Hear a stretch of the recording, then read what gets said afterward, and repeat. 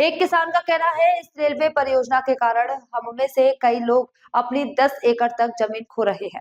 दिया गया मुआवजा मौजूदा बाजार मूल्य के अनुरूप नहीं है। हम विकास के खिलाफ नहीं हैं, लेकिन हम उचित भुगतान की मांग करते हैं ताकि हमारे परिवार की आजीविका सुरक्षित रहे।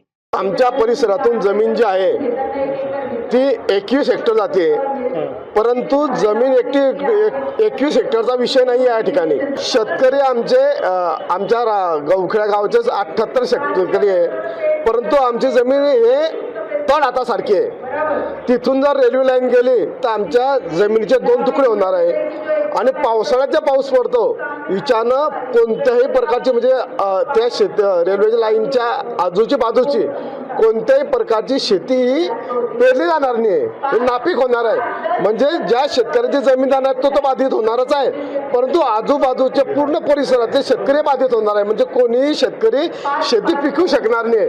त्यामुळे पूर्ण गावावरती परिसरावरती फार मोठं संकट आहे आणि मी आस लावून बसलेलो आहे की माननीय रक्षाताईंच्या माध्यमातून संजय भोजे माध्यमातून आम्हाला न्याय देण्याचा प्रयत्न होईल। नाही, आमची मागणी नाहीच आहे की आम्ही शेती देणारच नाही, कारण त्या बदल्यामध्ये आम्हाला शेती मिळणारच नाही। आम्ही आमचं कुटुंब कसं तरी तिच्यावरती आमचं उदरनिर्वाहाचं साधन आहे।